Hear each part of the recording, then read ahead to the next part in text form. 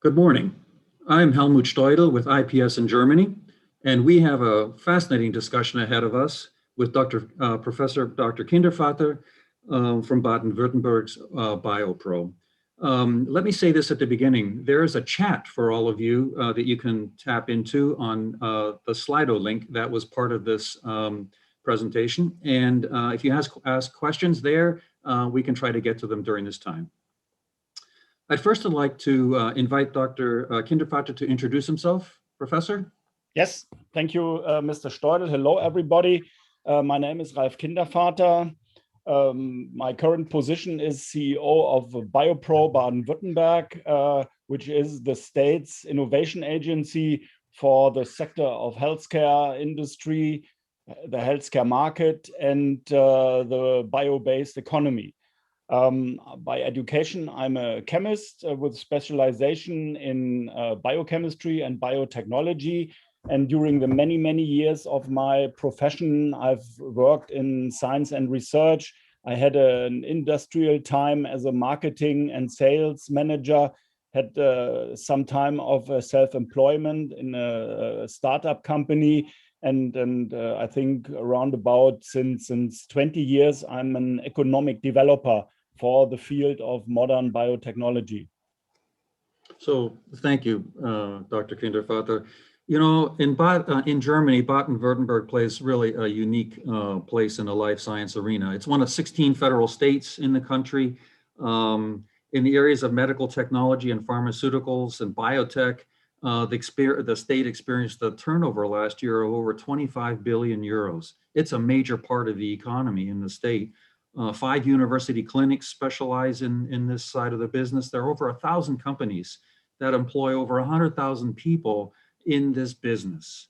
So it's an important part of the economy. Professor Kindervater, what role does BIOPRO play in the state? Yeah, first of all, for the many of 19 years that I'm doing the job in Stuttgart for the whole of Baden-Württemberg, the most important part was to outline to the local government that Baden-Württemberg is not only the state of automotive industry and the machine building industry, but that the healthcare sector is a third strategic column of the economic power that we have in Baden-Württemberg. And to work this out together with our statistics office in Stuttgart, collecting all the numbers, I always call this number crunching, and show this to the policymakers and give it in all this big time of change that we have currently to give the information that the medical sector has a strategic role in the development of Baden-Württemberg and Germany and Europe. That is one of our important missions. Yeah, you're like the bridge between research and development, the universities, private industry, and government. But let's start at the beginning. And probably the topic that's on the front of everybody's mind right now, and that's the impact of this past year, this COVID year, on the economy and on healthcare in particular. What is your sort of high-level observation of the impact COVID has had? Yeah, dealing with modern biotechnology in pharma, medical technology, and also chemical industry, the biotech sector was under the radar shield, and many people knew that there was some innovations up and running. But I think in this Corona time of the past 1.5 years, we have seen the dramatic innovations that come out of the field of modern biotechnology, meeting the medical field, and how this sector will be of future importance to humankind in solving future problems, whether Corona stays or other germs and bugs and viruses are coming, or to save the planet in this big role that we have in terms of caring of climate change. And in all these fields, the biological transformation, together with digitalization and many other technologies that are up and around and have to be integrated. Yeah, so in the past, there were different sectors. Working with biotechnology was one job. Working with digitalization was another agency's job. Working with novel chemical entities was another agency's job. And in the future, we have to integrate all that. Yeah, that's fascinating. So this COVID year has really put the pressure on the emergence of newer technologies that come out of the convergence of other know-how and other technologies. Would you talk a little bit about the two or three you've mentioned to me in the past, 2 or 3 key technology areas that you're working to bring together in terms of diagnostics, in terms of artificial intelligence? In Germany, it's called KI, and this mRNA technology. Can you chat, without getting into a lot of technical detail, that's not our objective here today, but talk a little bit about the higher level convergence of these. Yeah.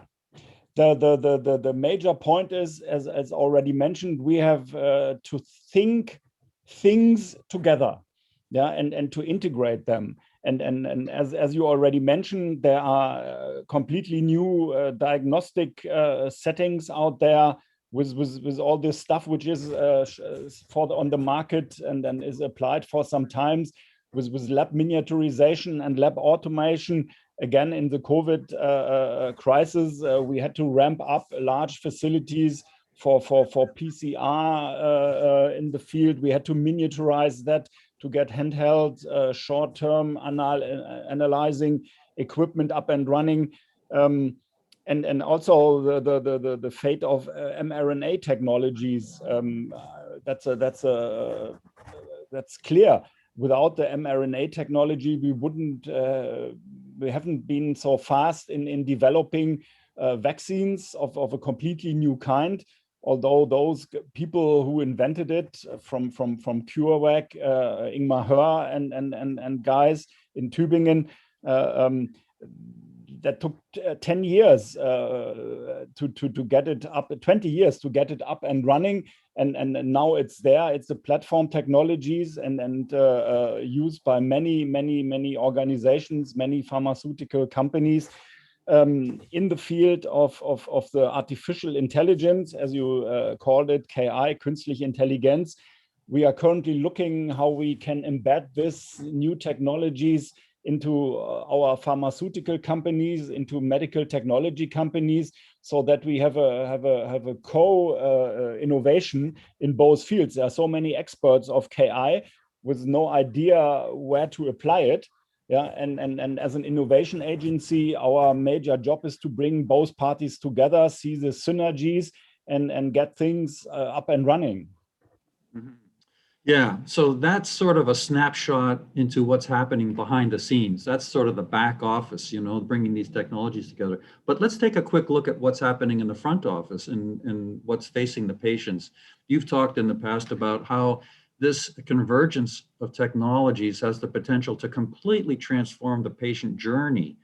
So somebody's discovers that they are a victim of a cancer, for example, and what is being invented here is a whole different pathway forward.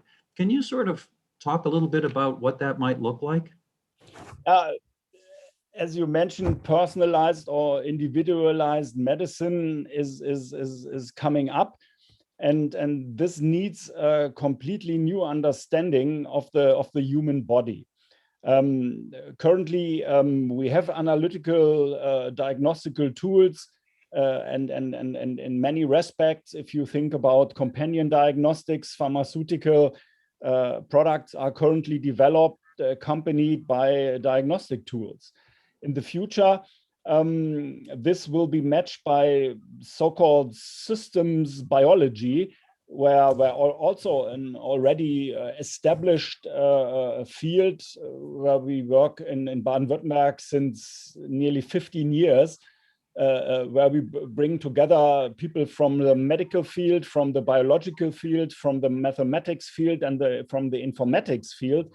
So again, here cross intermediation takes place, where we need to understand the human body in the status of being healthy and falling sick, to really understand the human body as a biological system, and then to address all the future tools that are on the shelves of the researchers, and evaluate them and look how those new technologies can impact those system biology of the human body. And this will be a completely new way of thinking. And I see this currently starting in the pharmaceutical companies we have contact to, that this new way of thinking is currently taking place in those companies. So you surround yourself every day with scientists and investors and politicians and regulatory agents. You're around those people all the time. What's your take on the investment it's going to take to bring this to fruition? You know, who's making that investment? And is it private sector, public sector? How does this come to be? Now, in Baden-Württemberg, we have established a completely new kind of policy driven by our Prime Minister, Winfried Kretschmann. Also in the last, we recently had elections in the last time of his government, which is called Forum Gesundheitsstandort Baden-Württemberg, Forum Healthcare Location. And this is a new policy style where we have interministerial activities to cope with the whole location and bring all stakeholders of modern medical and healthcare industry with the insurances and all the clinics and the medical doctors and all the associations together to have a good backbone of a location where public investments are being done. In the last governmental phase, we had more than 100 million euro invested in novel technology products. For a state like Baden-Württemberg, this is an enormous amount of money. And this shall attract also investors from the outside, because in this translational medical activities we conduct, it is an optimal bed for novel discoveries and the translation into the medical applications of tomorrow.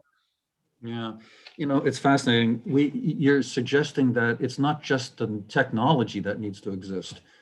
There's a whole infrastructure that has to be in place. And what Baden-Württemberg has evolved over many years is that entire infrastructure that allows these sort of technologies to get traction. Yeah, it's fascinating. Can you talk a little bit about what you think might be holding it back? Like, what are the issues holding us back? Are there regulatory requirements or financial hurdles, or what might put the brake on all of this? Now, let's say we have very good platform for this innovation, but of course, European regulations, and we are also working on that. If you think about the in vitro diagnostic regulation and the medical devices regulation, that doesn't make life easy.